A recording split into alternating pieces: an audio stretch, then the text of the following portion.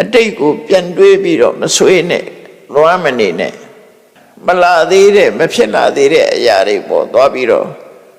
တန်တာမနေနဲ့ဖြစ်ချင်စိတ်တွေနဲ့တောင်းတမနေနဲ့လူဆိုတာအမြဲတမ်းအတိတ်ကိုလွမ်းပြီးအနာဂတ်ကိုမျှော်နေတာပဲကောင်းရင်လွမ်းတတ်ပေါ့လေ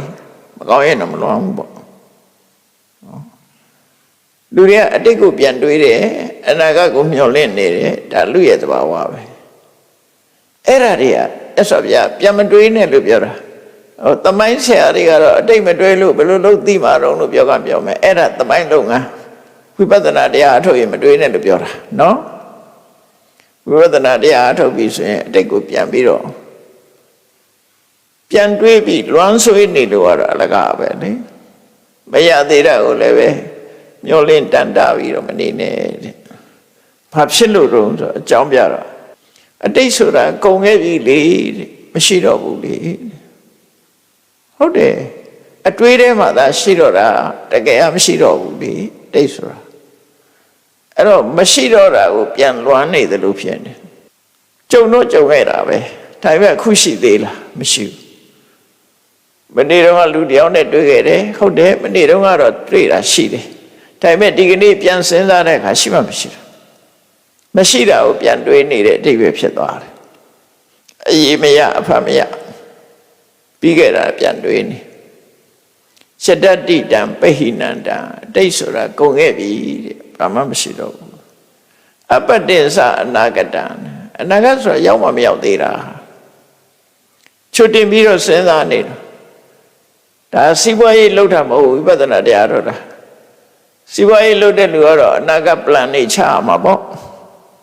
နှစ်ပြန်ပဲသွားမယ်ဆိုရစီမံကိန်းနေချဒါက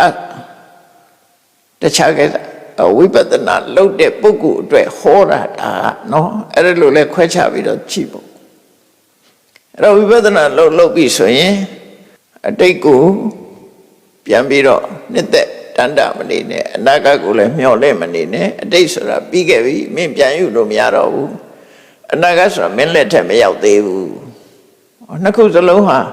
ပြီးတာနဲ့မရသေးတာနဲ့တူတူပဲမဟုတ်လားဘာမှမရှိဘူးဆိုတာသိနေအတိတ်ကလည်းမရှိတော့ဘူးလေအနာဂတ်လည်းမရောက်သေးဘူးဆိုတော့မရှိတာပဲလေအဲ့တော့မရှိတာကိုအရှိလုပ်ပြီးအချိန်ဖြုံးမနေနဲ့လို့ဆိုလို့တဲ့အတိတ်ပဲဒါရှင်းတယ်မရှိတာကိုအရှိလုပ်ပြီးတော့အချိန်ဖြုံးမနေနဲ့အကောင့်ထဲအနေနဲ့မရနိုင်ဘူးလေပြီးခဲ့တဲ့ဟာလည်းမရဘူးလာမယ့်ဟာလည်းမရသေးဘူးအဲ့တော့အတိတ်နဲ့အနာဂတ်ကိုမသွားနဲ့မသွားဘဲနဲ့ကိုယ်ဘာလုပ်ရမလဲပစ္စုပန်နေစယောဓမ္မတထဝိပတ္တိအခုလက်ရှိနေတဲ့အခြေအနေတရားရရှိနေတဲ့သဘာဝတရားအဲ့ဒီပစ္စုပန်အခုလက်ရှိနေတဲ့အနေထားအခုလက်ရှိဖြစ်နေတဲ့ဆိုတာကိုယ်စိတ်ပါဖြစ်နေတယ်ကိုယ်စိတ်ထဲမှာလောဘဖြစ်နေသလားဒေါသဖြစ်နေသလားဘာတွေဖြစ်နေသလဲအခုလက်ရှိအာယုန်နဲ့တွေးဆုံပြီးအခုဖြစ်နေတာအဲ့ဒီဖြစ်နေတဲ့အခိုက်ကလေးမှာတဲ့ဝိပဿနာရှုလိုက်ပါသဘာဝကိုသိအောင်လုပ်လိုက်ပါလို့ပြောဒေါသဖြစ်နေရင်ဖြစ်မှန်းသိလိုက်လောဘဖြစ်နေရင်ဖြစ်မှန်းသိလိုက်မောဟဖြစ်နေရင်ဖြစ်မှန်းသိလိုက်ကိုတွေးနေတဲ့အာယုန်တစ်ခုမြင်နေကြားရင်ကြားတယ်ဒါပစ္စုပန်ကိုသိအောင်လုပ်တယ်ဒါပစ္စုပန်ကတကယ်ရှိနေသေးတာရှိနေတာတွေကိုမသိလိုက်ဘူးဆိုတော့မဖြစ်အောင်သိလိုက်အောင်